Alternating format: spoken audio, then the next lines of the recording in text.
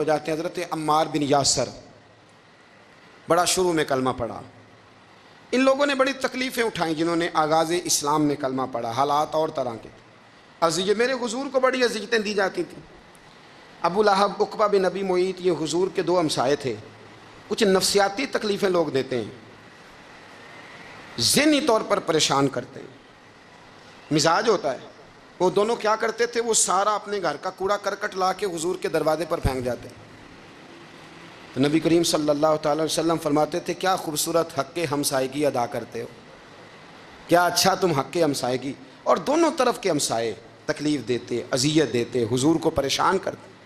حضرت عبداللہ ابن مبارک رحمۃ اللہ علیہ کا ہمسایہ بھی اسی طرح کرتا تھا۔ وہ اپنے گھر کا سارا گند کچرا اٹھا کے آپ کے گھر میں پھینک دیتا۔ ایک دن بھی پھینکا، 2 دن بھی پھینکا، 3 دن بھی پھینکا، 4 دن بھی پھینکا، 5 دن بھی پھینکا، مہینوں بیت گئے۔ ایک دن کہنے لگا میں روز کچرا پھینکتا ہوں، خود ہی کہنے لگا آپ کو تکلیف نہیں ہوتی؟ آپ فرمانے لگے میں نے ایک برتن رکھ دیا، ایک جھاڑو رکھ دیا ہے، جب تو کچرا پھینکتا ہے تو میں اٹھا کے باہر پھینک آتا ہوں، اب تو بند نہ کرنا، اس لیے کہ مجھے عادت ہو گئی ہے۔ اب میں نے اپنے ٹائم میں سے ٹائم اس کچرے کو دینا شروع کر دیا ہے، اب تو بند نہ کرنا، اس لیے کہ مجھے اب اس بات کی عادت ہو گئی ہے۔ اب میں روز اٹھاتا ہوں اور اٹھا کے ذرا باہر پھینک آتا ہوں، میں عادی ہو گیا ہوں تیری اذیت کا، اب میں تیری تکلیف کا۔ آپ میں سے بہت سارے لوگ شہروں کے رہنے والے ہیں، ہمارے دیہاتوں میں یہ ہوتا تھا کہ کسی بوڑھے بابے کو بچے چھیڑتے تھے، کبھی کبھی غلط کرتے تھے، ایسا کرنا نہیں چاہیے، لیکن بزرگ کو چھیڑتے تھے، تنگ کرتے تھے۔ کبھی وہ بچے نہ چھیڑتے تھے تو بزرگ خود کہتے تھے کہاں مر گئے آج سارے۔ اصل میں وہ پیار ہوتا تھا، وہ پیار لگ جاتا تھا، بتاتے نہیں تھے، لیکن علاقے کے بچوں کے ساتھ وہ غصہ ہوتا تھا، وہ چھیڑتے تھے۔ لیکن کئی دفعہ کوئی بندہ دشمنی کرتا ہے تو بندے کو اللہ کے قریب کر دیتا ہے، سجدے کا ذوق بڑھ جاتا ہے، عبادت کا مزاج بڑھ جاتا ہے، انسان کی طبیعت کے اندر خاص قرب آتا ہے۔ حضرت عمار بن یاسر رضی اللہ تعالیٰ عنہ فرماتے ہیں کہ بڑی تکلیف دیتے۔ حضرت عمار بن یاسر رضی اللہ تعالیٰ عنہ کی جو والدہ ہیں وہ اسلام کی پہلی شہیدہ ہیں، حضرت سمیہ ان کا نام تھا، اسلام کی پہلی شہیدہ۔ ان کے زیر ناف ابو جہل نے نیزہ مار کے انہیں شہید کر دیا۔ حضرت عمار بن یاسر رضی اللہ تعالیٰ عنہ فرماتے ہیں کہ میرے والد کو اتنی تکلیفیں دی گئیں کہ وہ ان اذیتوں کی وجہ سے دنیا سے پردہ کر۔ حضرت عمار بن یاسر کو خود کافر اتنا مارتے تھے کہ وہ اپنے حواس کھو بیٹھتے تھے اور ایسی باتیں کرتے تھے کہ سمجھ نہیں آتی تھی کہ یہ عمار بن یاسر بول رہے ہیں۔ اتنی سخت اذیت دیتے، اتنی سخت۔ دکھ قبول محمد بخشا، راضی رہن پیارے، دکھ قبول محمد بخشا، بس راضی رہن۔ اتنی تکلیف دیتے کہ حضرت عمار بن یاسر حواس کھو بیٹھتے، تکلیف میں آتے، بڑا سہا، بڑا برداشت کیا۔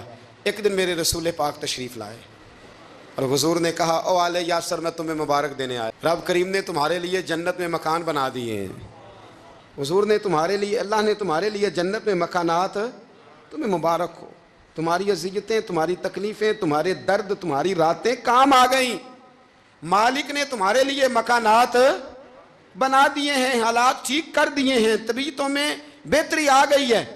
میرے محبوب کریم رؤوف الرحیم سید عالم نور مجسم شفیع معظم آقا دو عالم صلی اللہ تعالیٰ علیہ وسلم نے انہیں خوشخبری سنا دی۔ حضرت عمار کہتے ہیں پھر حالات بدلے، پھر میں نے جو مجھے اذیتیں دینے والے تھے میں نے انہیں گڑھوں میں گرتے دیکھا۔ آپ فرماتے ہیں ابو جہل کی لاش اٹھانے والا بھی بدر میں کوئی موجود نہ تھا، اور ابو لہب جو مجھے تکلیفیں دیتا تھا وہ مکے کے چوک میں مرا ہوا پڑا تھا، پر کوئی اس کے قریب جانے والا بھی موجود نہ تھا، کوئی نہیں تھا۔ آپ فرماتے ہیں وہ حالات بھی۔ حضرت عمار کا اپنا کیا حال ہوا؟ حضرت خالد بن ولید رضی اللہ تعالیٰ عنہ بڑے بہادر ہیں، حضور نے فرمایا یہ اللہ کی تلوار ہے، یہ اللہ کی، بڑے بہادر تھے، بڑے شیر دل تھے۔ فرماتے ہیں کبھی معذرت نہیں کرنی پڑی، کبھی جھکنا نہیں پڑا، کبھی کسی کی منت نہیں کی۔ اللہ نے طاقت اتنی عطا فرمائی تھی، ہمت، حوصلہ، صبر، استقامت اتنا دیا، کبھی کسی جگہ پشت نہیں لگی۔ لیکن فرماتے ہیں کسی وجہ سے ایک دن میرا عمار بن یاسر کے ساتھ کسی بات پہ اختلاف رائے ہو گیا، جھگڑا ہو گیا۔ توجہ ہے میری بات پر؟ فرماتے ہیں جھگڑا ہو گیا۔ ہمارا پتہ حال کیا ہے؟ ہمارا یہ حال ہوتا ہے کہ ہمارا جھگڑا ہو جائے تو خیر ہے، لیکن اگر پڑوسی کے بچے لڑ پڑے تو ہم کہتے ہیں اس کی روزی پاک نہیں، اس کی تربیت ٹھیک نہیں۔ ہمارا بھائیوں سے رٹا ہو جائے تو معاملہ اور ہے، کسی کا ہو جائے تو معاملہ اور ہے۔ میں بیمار ہو جاؤں تو آزمائش ہے، اور سامنے والا بیمار ہو جائے تو سزا ہے، پھر کیا ہے؟ بلکہ پنجابی کہنے نے کیتیاں نو پھڑیا ہے، یہی کہہ دیتے۔ اور میں بیمار ہو جاؤں تو آزمائش آگے جی اللہ کی طرف سے۔ ایسا نہ کریں، ہمارا فتویٰ اپنے حق میں اور ہوتا ہے، سامنے والے کے معاملے میں اور ہوتا ہے۔ حضرت عمار بن یاسر کی بات کر رہا تھا، جناب عمار بن یاسر رضی اللہ تعالی عنہ، حضرت عمار بن یاسر کہتے ہیں کہ حضرت خالد بن ولید کے ساتھ، جناب خالد بن ولید کہتے ہیں میری ان کے ساتھ نہ کسی بات میں اختلاف رائے ہو گیا، تو میں اب دلیر آدمی تھا، شیر آدمی تھا، کبھی جھکا نہیں تھا، کبھی کوئی معاملہ نہیں ہوا تھا، کبھی کوئی ایسی بات نہیں ہوئی تھی۔ آپ فرماتے ہیں جب رائے کا اختلاف ہو گیا نا، بات ذرا آگے بڑھ گئی تو نبی کریم صلی اللہ علیہ وسلم تک بات پہنچی، تو میرا یہ خیال تھا کہ حضور میری بھی سنیں گے، عمار بن یاسر کی بھی سنیں گے، پھر حضور کوئی فیصلہ کریں گے، پر قربان جاؤں وقت بدل گیا ہے نا، اب بہت بڑے چودھری ہیں، بڑے سردار ہیں، بڑے سپہ سالار ہیں حضرت خالد بن ولید، پر وقت بدل گیا۔ تو حضرت خالد بن ولید کہتے ہیں جب میں نے نبی کریم کی بارگاہ میں بات عرض کی، حضور تک بات پہنچی، تو میرے مصطفیٰ نے موٹی سی بات ارشاد فرمائی۔ رسول کریم فرمانے لگے بھئی بات مختصر سی ہے، جس نے عمار کو راضی کر لیا اس نے مجھے راضی کر لیا، اور جس نے اسے ناراض کیا اس نے مجھے ناراض کیا۔ فرماتے ہیں بس میری قیمت پڑ گئی، میرا قد اونچا ہو گیا۔ حضرت خالد بن ولید کہتے ہیں میں نے بھی کہا اب بات کیا کرنی ہے، اب تو گزارش ہی کرنی ہے، اب مدعا کیا سنانا ہے، اب تو بات کرنی ہے۔ فرماتے میں آگے بڑھا، اور جیسے بھی ہوا میں نے حضرت عمار بن یاسر کو راضی کیا۔ تو حضرت عمار کہتے ہیں ایک وقت وہ تھا اور ایک وقت یہ ہے، جب دونوں وقتوں کو دیکھتا ہوں تو کہتا ہوں الحمدللہ رب العالمین، یہ ساری تعریفیں اس رب کے لیے ہیں جو تمام جہانوں کو پالنے والا۔ وقت دیں معاملات کو، ٹائم دیں۔ آپ دیکھیں اللہ تبارک و تعالیٰ بڑا کریم ہے، وقت کے ساتھ جب چیزیں تبدیل ہوتی ہیں اپنے ٹائم کے۔ حضرت بلال حبشی رضی اللہ تعالیٰ، بڑا مشکل نہیں، اکیلا آدمی، غریب آدمی، مکے کے سارے سرداروں کے قابو آ گیا ہے۔ حضرت حسان کہتے ہیں میں نے خود اپنی آنکھوں سے دیکھا، حضرت بلال کے گلے میں رسی ڈال کے بچے کھینچا کرتے تھے۔ یار خاصا مشکل کام نہیں۔ امیہ بن خلف ڈنڈوں سے مارتا ہے، آپ کے ہاتھ اور پیر چارپائی کے نیچے رکھ کے تو اوپر بیٹھے رہتے بڑی بڑی دیر، بڑی تکلیف نہیں، بڑی اذیت نہیں، لیکن حضرت بلال حبشی فرماتے ہیں پھر میں نے وہ سارے دکھ مٹتے دیکھے، وقت بیت گیا۔ وہی امیہ بن خلف ایک دن گھوڑے پہ تھا، گھوڑے اپنے کو تیار کر رہا تھا، لگام ڈال رہا تھا، حضور علیہ السلام گزرے تو فرمایا کیا کر رہے ہو؟ کہنے لگا اس گھوڑے پر بیٹھ کے آپ کو شہید کروں گا۔ تو حضور فرمانے لگے تیاری کر لے، تجھے قتل میں نہیں کرنا ہے۔ پھر جنگ کے موقع پہ نا ہلکی سی خراش لگائی رسول پاک نے اسے یہاں گلے پہ، تڑپتا تھا، روتا تھا، سسکتا تھا۔ لوگ کہتے تھے امیہ کیا ہو گیا، اتنا سیانا بندہ یہ کیا کرتا ہے؟ تو کہنے لگا تمہیں پتہ نہیں مجھے تکلیف کتنی ہے، ضرب تو چھوٹی ہے پر تمہیں پتہ نہیں لگائی کس نے ہے، تو چھوٹی پر تمہیں خبر نہیں کہ لگائی کس نے ہے، کس نے یہ ضرب لگا دی ہے۔ پھر تڑپ کر سسک کر مرا۔ حالات بدل جاتے ہیں، حالات میں تبدیلیاں آ جاتی ہیں۔ ہم وقت نہیں دینا چاہتے، ہمارے اندر جو حوصلے کی کمزوری ہوتی ہے، ہمارے اندر جو وہ ایک بہت بڑا معاملہ ہوتا ہے کہ کسی بھی طریقے سے یہ معاملہ ختم ہو، کسی بھی طریقے سے شفا ہو، جلد از جلد ہم اس بات سے نکلیں، تو یہ بات ہماری درست نہیں ہے۔ ہمیں وقت دینا چاہیے۔ حضرت سیدنا عاصم بن ثابت بن قیس بخاری میں بھی موجود ہے، اور بھی بہت ساری کتب میں یہ روایت موجود ہے۔ حضرت عاصم بن ثابت بن قیس رضی اللہ تعالیٰ عنہ، آپ نے نا جنگ احد میں بڑی دلیری کے ساتھ آپ لڑے تھے۔ دو لوگوں کو آپ نے قتل کیا تھا، مصافح اور حارث کو۔ ان کی والدہ سلافہ بنت سعد، سلافہ بنت سعد بڑی مالدار عورت تھی، بڑی تیز تھی۔ اس نے قسم کھائی تھی کہ میرے دو بیٹے چونکہ حضرت عاصم بن ثابت نے قتل کر دیے، اس نے قسم کھائی تھی کہ میں نا معاذ اللہ انہیں قتل کراؤں گی اور ان کی گردن اترواؤں گی اور ان کی کھوپڑی میں شراب بھر کے پیوں گی۔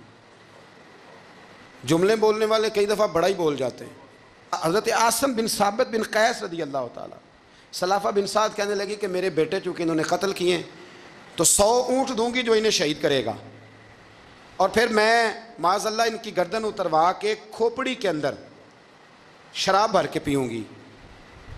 حضرت عاصم بن ثابت بڑے بہادر تھے، قابو نہ آ سکے۔ کافروں نے ایک چال چلی کہ مدینے سے کچھ مبلغ مانگے تبلیغ کرنے کے لیے، بطور مبلغ کو مانگا، لیکن رستے میں بددیانتی کی، جھوٹ بولا، ظلم کیا، انہیں گرفتار کیا، اور گرفتار کر کے معاذ اللہ تعالیٰ انہیں بیچنا چاہا۔ حضرت عاصم بن ثابت کہنے لگے میں میدان کا آدمی ہوں، میں قید ہونے سے لڑائی کرنے کو بہتر سمجھتا ہوں، میں کفار کا قیدی ہونے سے شہید ہونے کو فضیلت دوں گا۔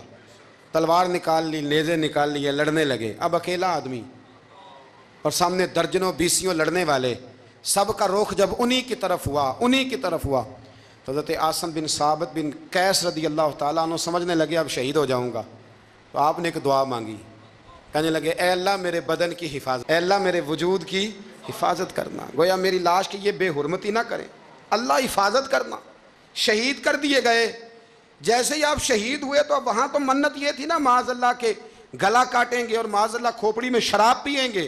انہوں نے دعا کر دی، یا اللہ حفاظت کرنا۔ آپ سب بھی دعا کریں، یا اللہ ہماری حفاظت فرما، اے اللہ دنیا میں بھی حفاظت فرما، قبر میں بھی حفاظت فرما، حاسدوں سے، شریروں سے، مفسدوں سے، اے اللہ حفاظت کرنا۔ یہ دعا فرمائی۔ جب آپ شہید کر دیے گئے نا، لاش مبارک قریب تھی، تو کافر گردن کاٹنے کے لیے آگے بڑھے تو سینکڑوں کی تعداد میں شہد کی مکھیاں آ گئیں، انہوں نے گھیرا ڈال لیا سارے وجود کو۔ اب کتنی کو مکھیاں اڑائیں؟ ایک کو اڑاتے ہیں 10 اور آ جاتی ہیں، 2 کو اڑاتے ہیں 10 اور ان کا خیال تھا شاید وجود کاٹنے آئی ہیں۔ وہ چلے گئے، کہنے لگے شام کو جب مکھیاں چلی جائیں گی تو دوبارہ آئیں گے، لیکن جب مکھیاں اڑی تو انہوں نے وجود کو چھوا بھی نہیں تھا، انہوں نے وجود کی حفاظت کی، دعا مانگی تھی، اے اللہ ان سے میری حفاظت فرما، مجھے ثابت قدم رکھ۔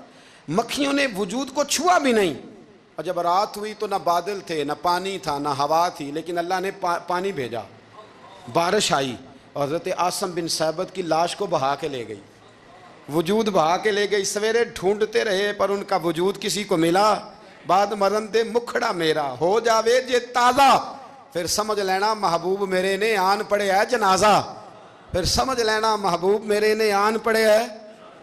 اور ایک شعر پڑھنا دوں چراغ گولڑا کا، کئی دفعہ پڑھتا ہوں، آج پھر نہ کہہ دوں، کہنے لگے بے قدراں کو قدر نہ جاتی، کیتی خوب تسلی ہو، دنیا دار پجاری زردے کتیاں دے گل ٹلی ہو، بک بک روشن اکھیاں تکیو ویک حویلی کلی ہو، کوچ نصیر آسان جدوں کیتی پہ جانی تر تلی ہو۔ تو یاد رکھ میرے بھائی، جب آپ ثابت قدم، حضرت خباب رضی اللہ تعالی عنہ، بخاری میں ذکر ہے، کتب حدیث میں، کتب سیرت میں ذکر، حضرت خباب رضی اللہ تعالیٰ عنہ نے اس وقت کلمہ پڑھا جب ابھی 5 لوگ کلمہ پڑھتے تھے، کل بندے السابقون الاولون۔ آپ فرماتے ہیں جس عورت کا میں غلام تھا نا، ام انمار اس کا نام تھا، وہ مجھے بڑی سخت سزائیں دیتی تھی۔ آپ لوہار کا کام کرتے تھے، سلاخیں، آپ کو پتہ ہے لوہار سلاخ رکھتا ہے پہلے آگ میں بھٹی میں، پھر وہ جب پوری طرح تپتی ہے پھر کچھ بنتا ہے، لوہار کا کام کرتے تھے۔ آپ فرماتے ہیں ام انمار میرے ساتھ یہ کرتی کہ مجھے سخت اذیت دیتی، کلمہ چھوڑنے پر مجبور کرتی۔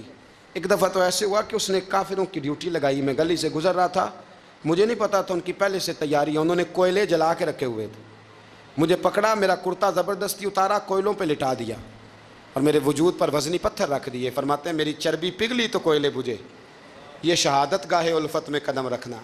لوگ آسان سمجھتے ہیں مسلمان ہونا، زخم پہ زخم کھا کے جی، خون جگر کے گھونٹ پی، آہ نہ کر لبوں کو سی، یہ عشق ہے کوئی دل لگی نہیں، اس میں بڑی برداشت کرنی پڑتی ہے۔ آپ فرماتے ہیں کہ حضور علیہ السلام نا خانہ کعبہ کی دیوار کے ساتھ ایک لگائے بیٹھے تھے، میں ایک دن حاضر، مجھے بڑی تکلیف دیتے تھے، کہتے ہیں جب میں کام کر رہا ہوتا تھا تو میری مالکن آتی تو وہ نکال کے نا سلاخ تو میرے سر پہ رکھ دیتی، میرا سارا وجود زخمی تھا۔